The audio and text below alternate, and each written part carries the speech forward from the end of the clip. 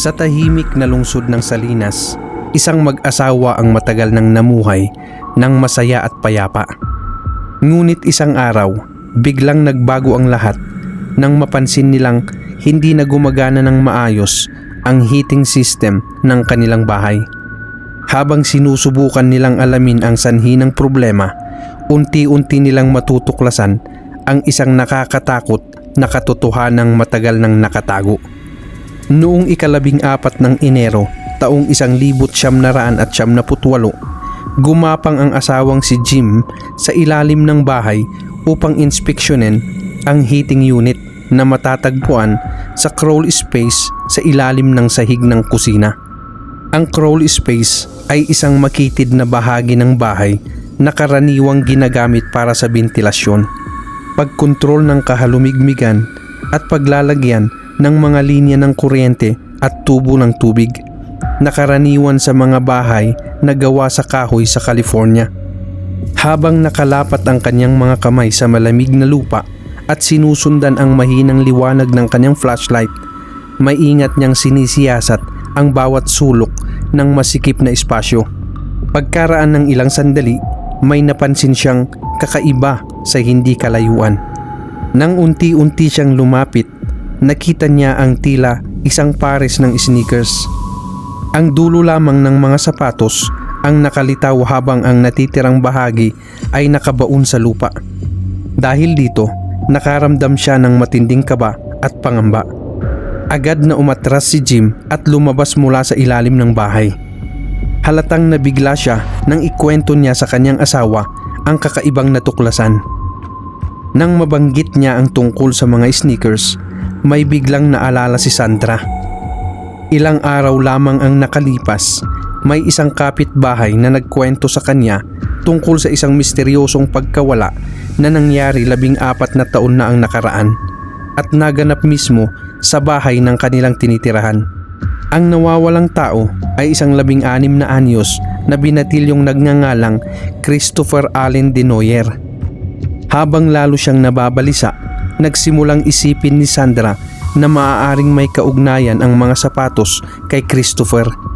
Hindi nagtagal, kumuha siya ng flashlight at siya mismo ang gumapang sa ilalim ng kusina upang tingnan ang lugar. Gaya ng sinabi ni Jim, nakita rin niya ang mga sneakers na bahagyang nakabaon sa lupa. Sinubukan niyang hukayin ang paligid ng mga ito upang maiahon, ngunit hindi man lang gumalaw ang mga sapatos, na para bang may matibay na bagay na nakakapit dito sa ilalim ng lupa. Sa halip na umatras, lalo siyang naging determinado na malaman kung ano ang nakatago roon. Nagpatuloy siya sa paghuhukay hanggang sa may matamaan siyang matigas na bagay sa ilalim ng lupa. Dahil sa takot, mabilis siyang lumabas at tinawag si Jim.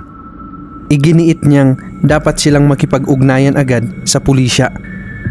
Sa loob lamang ng ilang oras, dumating sa lugar ang mga pulis at isang forensic team. Doon tuluyang nabunyag ang nakakatakot na lihim na nakabaon sa loob ng 14 na taon. Ang dahilan kung bakit hindi maiahon ang mga sapatos ay dahil suot pa rin ang mga ito ng isang bangkay. Habang naghuhukay ang mga investigador ng humigit kumulang 12 pulgada sa ilalim ng crawl space, natagpuan nila ang isang kumpletong kalansay ng tao. Suot pa rin ng bangkay ang kanyang damit, underwear at mga sneakers na nagpapahiwatig na nailibing siya ilang sandali lamang matapos siyang mamatay. Batay sa paunang pagsusuri ng mga labi, tinaya ng mga eksperto na maaaring nasa pagitan ng 5 hanggang 50 taon nang nakabaon ang katawan. Ang mga pisikal na katangian ng kalansay, kabilang ang taas na humigit kumulang 5 talampakan at 10 pulgada. Tinatayang edad na 14 hanggang 18 taong gulang. Lalaki at kaukaysan ay malapit na tumutugma sa paglalarawan kay Christopher na naiulat na nawawala maraming taon na ang nakalipas. Upang makumpirma ang pagkakakilanlan, sinuri ng mga investigador ang mga dental record. Napag-alaman nilang ang mga pangil o kanintit ng kalansay ay may nakapirming retainer at kilala ring nagsuot noon ng braces si Christopher. Dahil dito, lumakas ang ebidensyang nagsasabing ang mga natagpuang labi ay kay Christopher nga. Matapos makumpirma ang kanyang pagkakakilanlan, ipinagpatuloy ng mga investigador ang pagsusuri sa paligid ng lugar. Nakakita sila ng isang set ng mga susi, isang pakete ng sigarilyo at isang lighter, mga bagay na kilalang pag-aari ni Christopher. Malapit din dito, natagpuan nila ang isang .38 caliber na baril at ilang nakakalat na bala.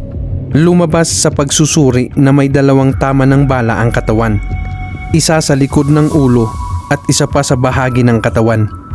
Ayon sa forensic analysis, malapitan siyang binaril habang nakatalikod.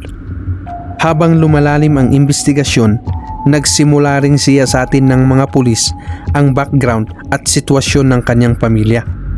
Matapos maghiwalay ang kanyang mga magulang, nanirahan si Christopher kasama ang kanyang amang si Michael Denoyer, habang ang kanyang nakababatang kapatid na si Sherry ay sumama sa kanilang inang si Dale. Gayunpaman, hindi maganda ang relasyon ni na Christopher at Michael. Kilala si Michael bilang isang sobrang istriktong ama na palaging pinipilit ang kanyang anak na mag-aral at mahigpit na ipinapatupad ang kanyang mga patakaran. Habang nagbibinata si Christopher, unti-unti niyang naramdaman na tila siya ay nasasakal sa sobrang higpit ng kontrol ng kanyang ama. Dahil dito, bumaba ang kanyang mga marka sa paaralan at lalo pang lumala ang tensyon sa pagitan nilang mag-ama. Sa kalaunan, nagpasya si Dale na kunin si Christopher upang manirahan sa kanyang bahay. Sa panahong iyon, muling nag-asawa si Dale ng isang lalaking nagngangalang Jackson Villarta. 50 taong gulang na si Jackson at mayroon na siyang bagong pamilya na binubuo ng 3 anak. Dahil dito, 5 na ang batang inaalagaan ni Dale sa ilalim ng iisang bubong. Sina Christopher at Sherry mula sa kanyang unang kasal at 3 anak naman mula sa kasalukuyan niyang asawa. Sa simula, tila maayos namang nakaangkop si Christopher sa kanyang bagong tahanan. Maganda ang pakikitungo niya sa kanyang mga step sibling at regular din siyang nagpapatuloy sa kanyang pag-aaral.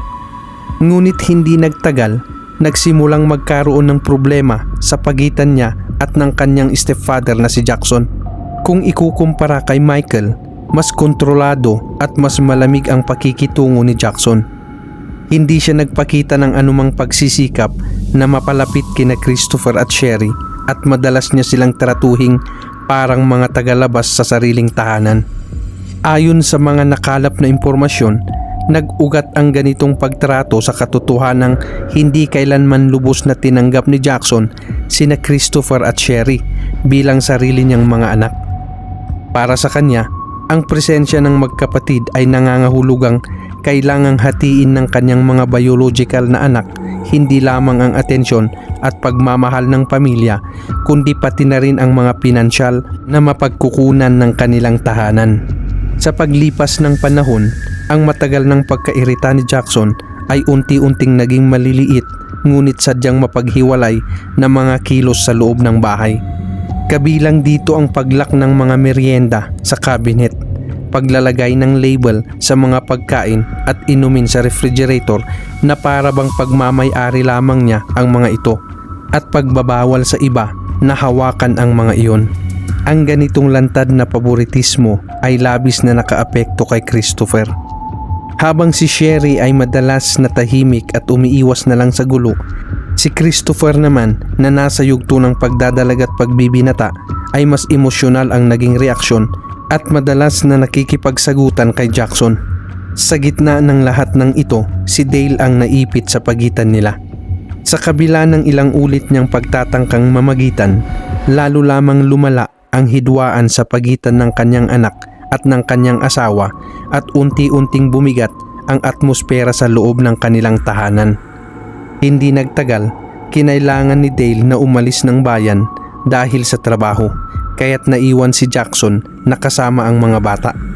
Dahil sa pangamba sa hindi matatag na sitwasyon ng bahay, palagi siyang tumatawag sa buong araw upang kamustahin ang kalagayan.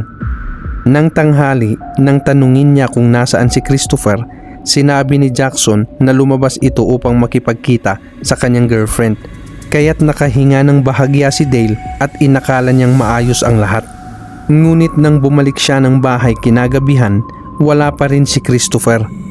Sa mismong sandaling iyon, dumating ang girlfriend nito na halatang nag-aalala at sinabi na nagkasundo silang magkita noong araw na iyon, ngunit hindi sumipot si Christopher kahit ilang oras siyang naghintay. Idinagdag pa niya na nitong mga nakaraang araw, napapansin niyang kakaiba na ang kilos ni Christopher. Dahil dito, agad na kinabahan si Dale at nagsimula siyang tawagan ang mga malalapit na kaibigan ng kanyang anak upang alamin kung may alam sila sa kinaroroonan nito. Laking gulat niya nang may ilang nagsabing matindi ang pinagdadaanan ni Christopher at minsan pa nga ay nagbanggit nitong gusto na niyang tumakas sa bahay. Sa sobrang pag-aalala, lumapit si Dale sa mga kapitbahay at kamag-anak, ngunit wala ni isa ang nakakita o nakarinig kay Christopher. Nang walang naging resulta ang lahat ng kanilang paghahanap, naghain na siya ng missing person report sa pulisya.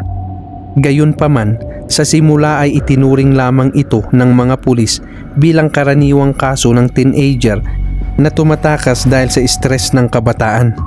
Sa panahong iyon, naisip din ni Dale ang posibilidad na umalis si Christopher dahil hindi na niya matiis ang pamumuhay kasama ang kanyang stepfather.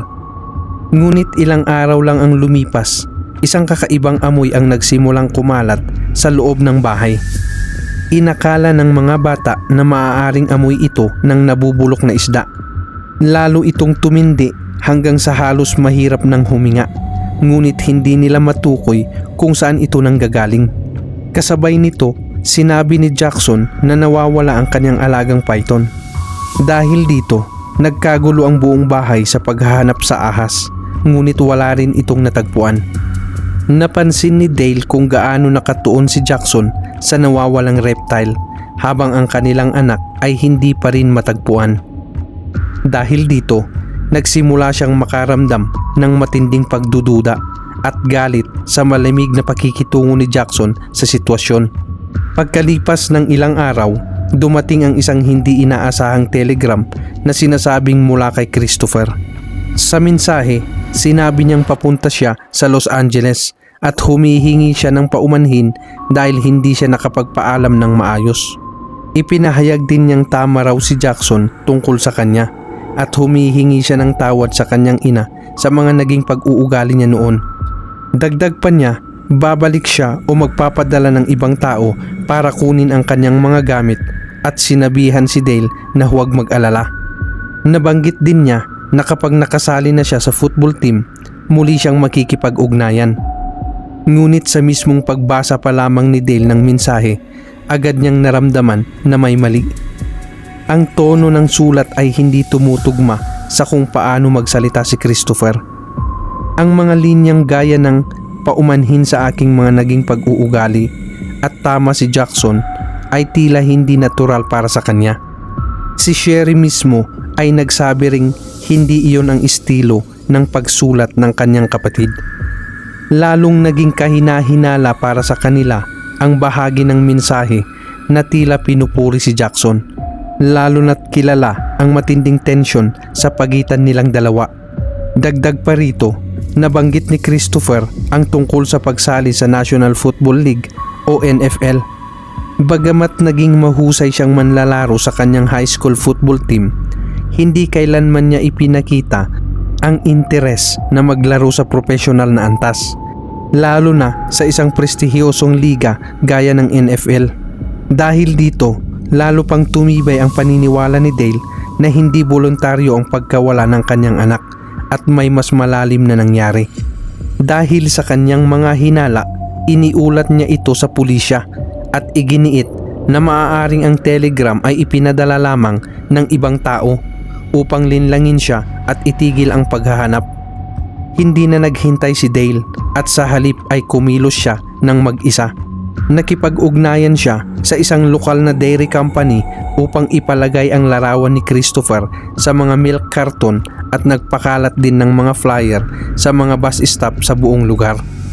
Lumipas ang panahon at sa kabila ng 4 na taon nang walang tigil na paghahanap ni Dale, wala pa ring bagong lead na lumitaw.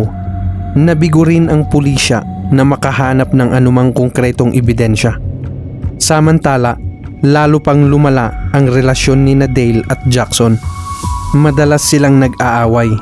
Inakusahan ni Jackson si Dale na masyado na itong nahuhumaling sa paghahanap at napapabayaan na ang natitirang pamilya, habang si Dale naman ay lalong nadidismaya sa kanyang kawalan ng pakialam sa pagkawala ni Christopher.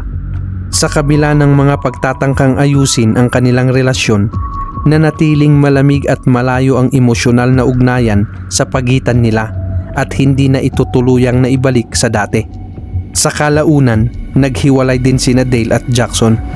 Sa sumunod na 14 na taon, tahimik ngunit tuloy-tuloy na hinahanap ni Dale ang kanyang anak. Hindi kailanman binitawan ang pag-asa. Hanggang isang araw ay nakatanggap siya ng nakakagulat na tawag mula sa pulisya na sinasabing posibleng natagpuan na si Christopher. Ang tuluyang bumagsak kay Dale ay nang malaman niyang ang mga labi ng kanyang anak ay natagpuan sa ilalim ng sahig ng kusina ng dati nilang bahay.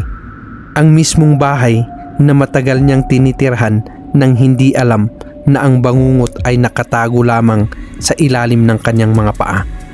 Mas lalong naging kapansin-pansin sa imbestigasyon ang katotohanang ang pinaglibingan ay nasa lugar na tanging maa-access lamang mula sa loob ng kusina.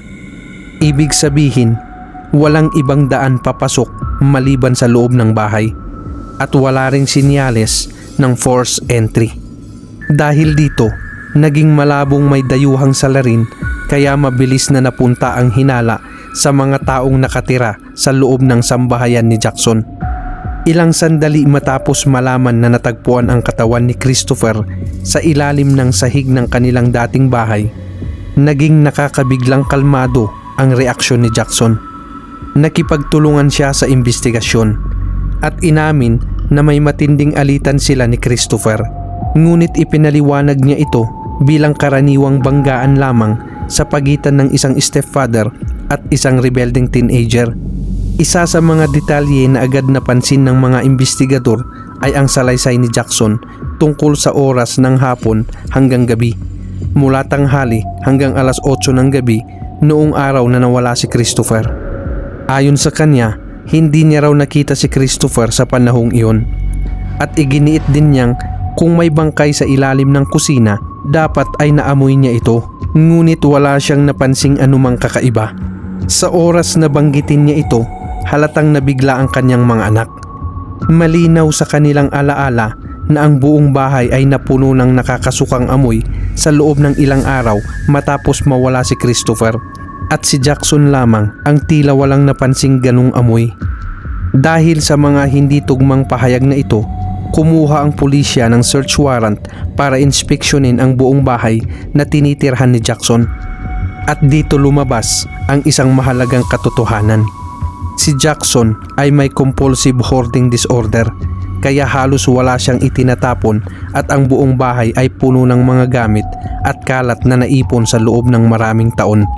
Sinamantala ito ng mga investigador at masusing hinalughog ang bahay, kung saan natagpuan nila ang napakaraming dokumento tulad ng phone bills, utility statements at tax returns na umaabot sa 14 na taon ang tanda. Sa mga record na ito, lumitaw ang mga phone records na nagpatunay na si Jackson mismo ang nagpadala ng telegram gamit ang pangalan ni Christopher. Kasunod nito, mas lalo pang dumami ang ebidensyang nagpatibay ng hinala laban sa kanya. Nalaman na si Jackson ay may 2 baril, isang .22 caliber at isang .38 caliber. Sa forensic analysis, natukoy na ang bawat baril ay may natatanging twist pattern o rifling marks sa bala na parang fingerprint ng armas. Nang ikumpara ang bala na nakuha sa crime scene sa mga baril ni Jackson, nagtagpo ng eksakto ang mga marka. Sa isang kabalintunaang pangyayari, ang kanyang sariling hoarding behavior pa ang naging susi sa pagbubunyag ng krimen. Dahil kung itinapon lamang niya ang armas, maaaring hindi na ito natagpuan ng pulisya kahit lumipas pa ang 14 na taon. Ngunit dahil itinago niya ang lahat, kabilang ang posibleng murder weapon, tuluyang lumabas ang katotohanan. Noong Mayo ng taong 2000, nagsimula ang paglilitis para sa kaso ng pagpatay kay Christopher at nanatiling mariing itinanggi ni Jackson ang lahat ng paratang at iginiit na siya ay inosente. Batay sa nakalap na ebidensya, muling binuo ng prosekusyon ang posibleng pangyayari noong araw ng krimen. Ayon sa kanila, habang wala si Dale, nagkaroon ng mainit na pagtatalo sa pagitan ni Jackson at Christopher, at nang hindi niya makontrol ang binatilyo, nakaramdam siya ng insulto at tuluyang nawalan ng kontrol. Sa sandaling sinubukang umalis ni Christopher, binunot umano ni Jackson ang baril at pinaputukan siya mula sa likuran. Tinanggap ng karamihan sa hurado ang teoryang ito ng prosekusyon, ngunit may isang huradong tumutol sa first degree murder conviction, kaya nauwi ito sa guilty verdict na second degree murder. Si Jackson ay hinatulan ng habang buhay na pagkakakulong na walang posibilidad na parol sa loob ng 17 taon. Ngunit hindi doon nagtapos ang lahat. Noong taong 2017, habang papalapit ang kanyang parole review, ay umaasa sa posibilidad na maagang paglaya. Bigla siyang umamin sa krimen. Ito ang unang pagkakataon na inamin niya ang pagpatay kay Christopher, at tila ginawa niya ito sa pag-asang mas mapapaboran siya sa parol. Gayunpaman, wala siyang ibinigay na paliwanag, motibo o detalye tungkol sa nangyari noong krimen. Dahil dito, itinuring ng parole board na wala siyang tunay na pagsisisi at tinanggihan ang kanyang kahilingan. Ang pinakamasakit na bahagi ng kasong ito para kay Dale ay ang katotohanang ang katawan ng kanyang anak ay matagal na palang nakabaon sa ilalim mismo ng bahay na kanilang tinitirhan, habang siya ay walang tigil na naghahanap sa kanya. Kahit minsan ay napansin niya ang kakaibang amoy sa bahay, hindi niya kailanman naisip na ang katotohanan ay nasa ilalim lamang ng kanyang mga paa. Dahil dito, nabigatan siya ng matinding konsensya at pagsisisi. Sa kabaliktaran ng emosyon ni Dale, nanatiling walang sinyalis ng pagsisisi si Jackson. Umamin lamang siya nang matagpuan na ang katawan, at nang lumapit ang usapin sa parol makalipas ang 17 taon mula sa paglilitis. Mula nang mawala si Christopher hanggang sa tuluyang pag-amin ni Jackson, halos 30 taon ang lumipas. Para kay Dale, ang pinakamalalim na sakit ay ang kaalamang ang taong pumatay sa kanyang anak ay ang dati niyang asawa, ang ama rin ng kanyang 4 na iba pang anak. Kahit natagpuan ang bangkay ni Christopher matapos ang 14 na taon, nanatiling hindi naghihilom ang sugat ng kanyang damdamin. Hanggang ngayon, ang pangalan ni Christopher Allen Denoyer ay nananatiling nakaukit sa isa sa mga pinakanakakagulat na kasong nagbigay ng matinding takot at kalungkutan sa maraming tao. Habang unti-unting nabuo ng mga investigador ang kabuuang larawan ng nangyari, isang tanong ang patuloy na bumabagabag sa isip ng marami. Mayroon pa bang senyales na maaaring nakapigil sa trahedyang ito bago pa ito mangyari? At minsan, ang pinakanakakatakot na bahagi ng isang kaso ay hindi kung paano ito nangyari, kundi ang katotohanang nangyari ito sa unang lugar. Ako si Kuya Cox at magandang araw.